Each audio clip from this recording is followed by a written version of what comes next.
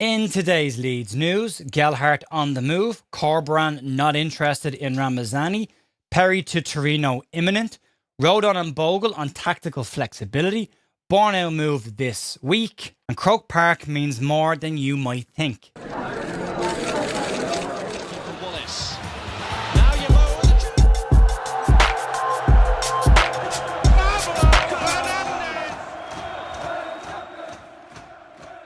Wednesday, the 12th of August, you're here at the Leeds View, which are daily Leeds United news. We do these from Monday to Friday, as well as a transfer wrap-up at the weekend and 2 podcasts a week, and we're part of the Talk Sport fan podcasting network.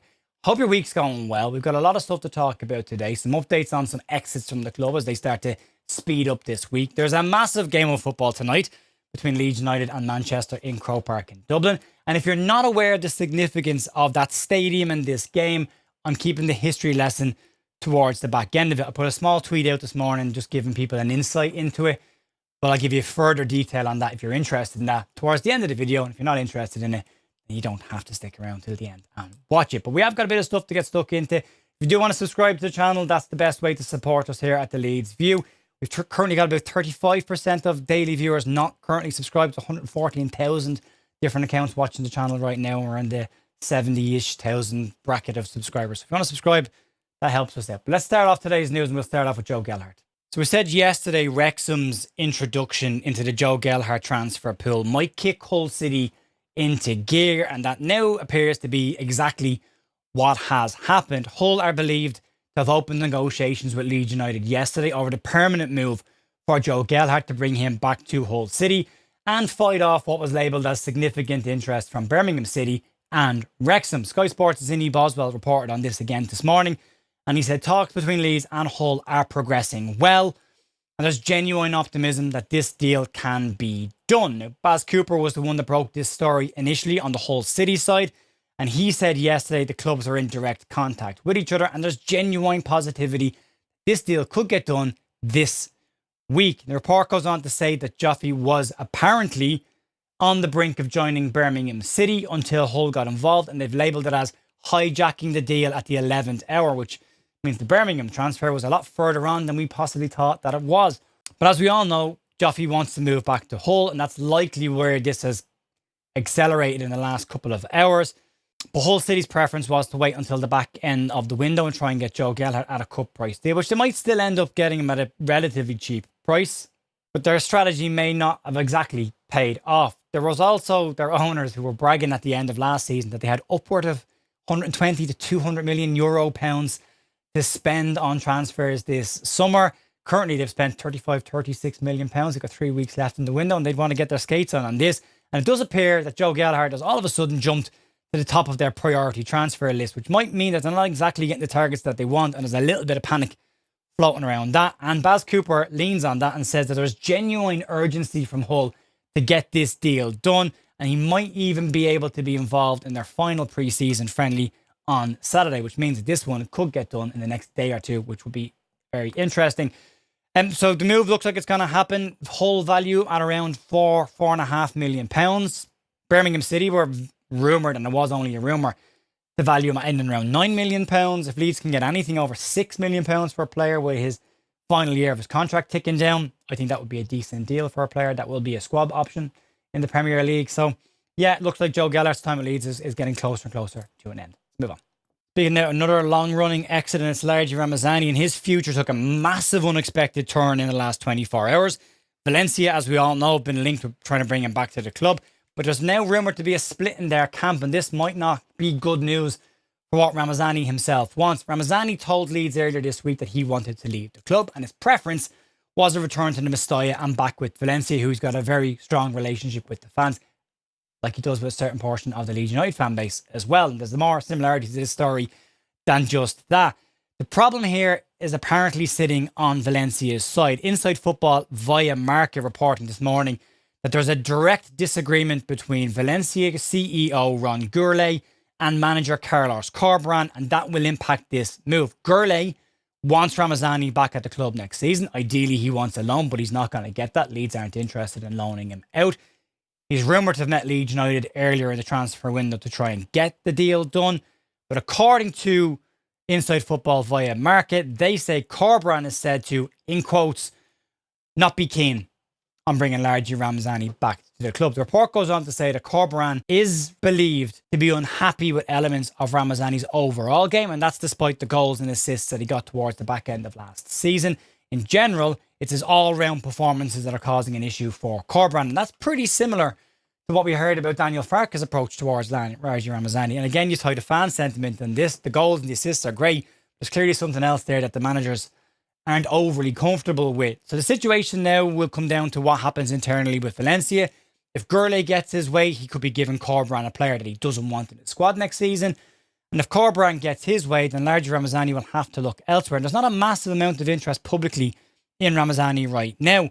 There's some interest apparently from clubs in Italy, and there's a couple of championship clubs who are also rumoured to be interested in Ramazani, and he might have to look elsewhere. Now, this week was labelled as being an important week in Ramazani's future, and that does appear to be the case, but not necessarily in finding a brand new club and moving this week. It now appears to be on maybe scuppering the deal that he wants to happen. So again, more ground to run on that, and it's going to be an interesting one now that he's made it clear to Leeds he wants to move on.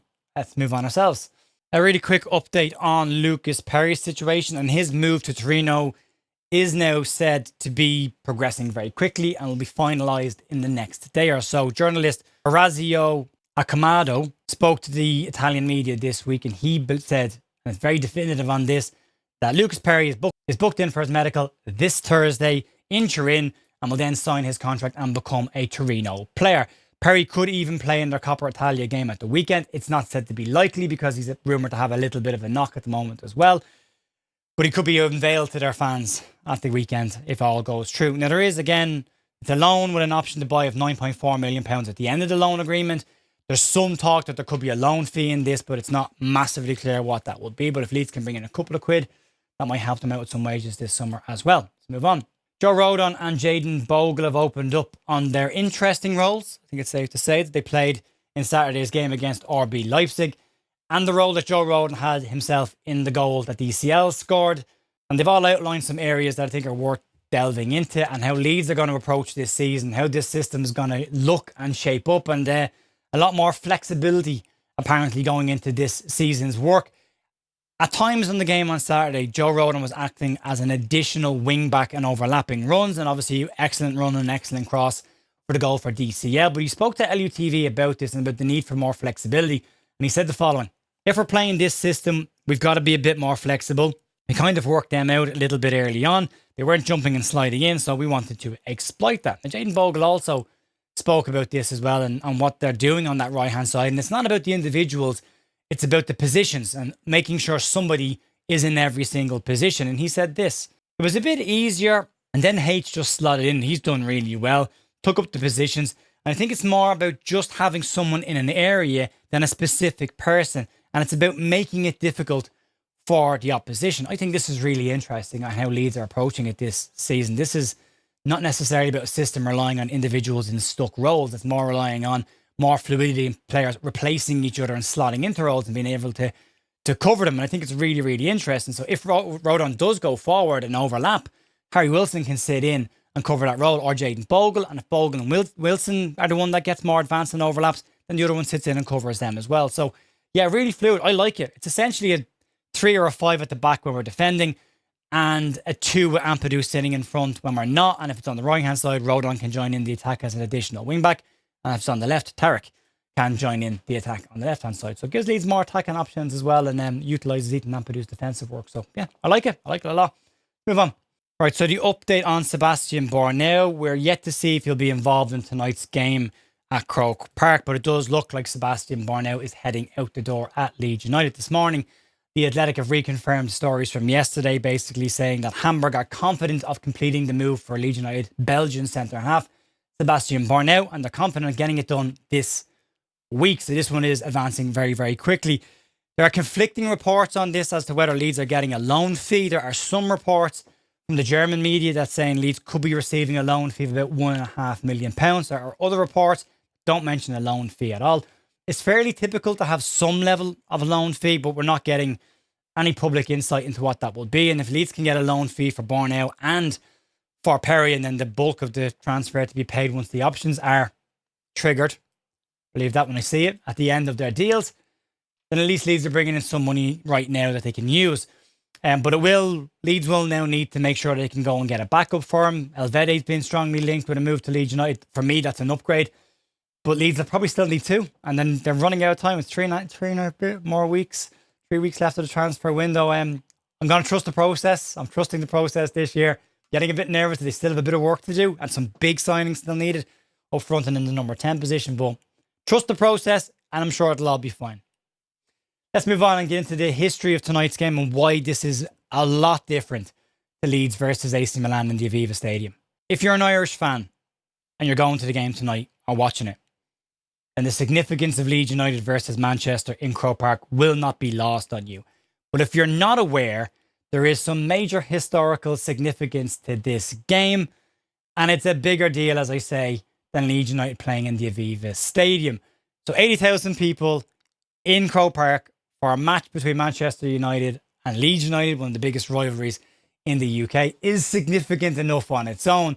But if you didn't know, this game carries a lot more significance and it runs very deep in Irish history.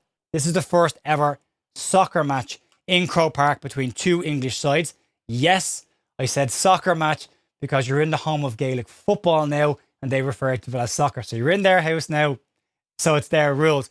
For most of the history though of Croke Park and Gaelic grounds, foreign sports like soccer, rugby and cricket were banned from being played in these grounds as part of the GAA's Rule 42, which banned all foreign sports from being played on their turf. And that was because they viewed Gaelic games as being sacred and something they wanted to protect. This rule goes all the way back to 1884 when the GAA was formed. But there is some deeper significance to this game and the seats that you might be sitting in tonight. On the 21st of November in 1920, during the Irish War of Independence against Britain, British forces entered Croke Park and opened fire on the crowd that were there to watch Dublin and Tipperary play in a GAA match. They fired on civilians and also killed Tipperary's captain, Michael Hogan. The day the incident became known as Bloody Sunday in the Republic of Ireland's history, and the Hogan Stand is named after Michael Hogan himself. So if you're sitting on those seats tonight, that stand has serious significance. Hill 16 that I'll be in as well, which is the terrace at the back end of Croke Park, has its own place in history. It is historically the place of where the Dublin Ultras, if you want to call them that, or their hardline fans, always stand. So if you're an Irish Leeds United fan standing in that part of the ground, that has massive significance.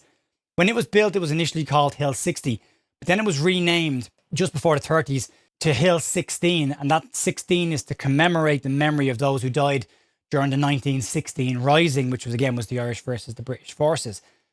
So when you see 2 English sides playing the first ever soccer match between 2 English sides on Croke Park, with all of that history, it does highlight just how big of a deal that this actually is. I was shocked that this game was even capable of happening.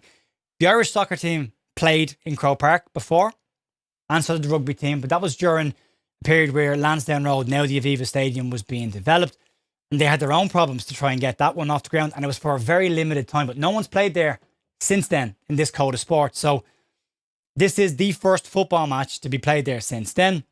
So if you're at tonight's match and you're going to that game and you're not aware of that significance, take a couple of seconds, have a look around the stadium and just take in where you're standing on the history of that ground and how significant it is for Leeds United to be the first team to take to the pitch and play a game of English sides on that ground. Plenty more teams, I'm sure, will play there. Leeds United were the first to play in that ground. So for me, this is huge. I'm an Irish Leeds fan. To be able to stand on Hill 16 and to look at Leeds United play in Croke Park, for me, it's goosebump territory. It's a fantastic moment. And a historical moment for Leeds United fans as well. So if you didn't know, now you know. Consider yourself updated on that. But an interesting one. Check it out. If you're in the Camden tonight, or if you're going to the game, I'm going to be in the Camden for a little bit this evening or this afternoon before the game. If you're going to Camden, by the way, give yourself time to get to Croke Park. It's the opposite direction of the Aviva Stadium. It's a fair walk. It's probably about an hour walk, 45 minutes from the Camden. If you're getting an Uber, it's a couple of minutes.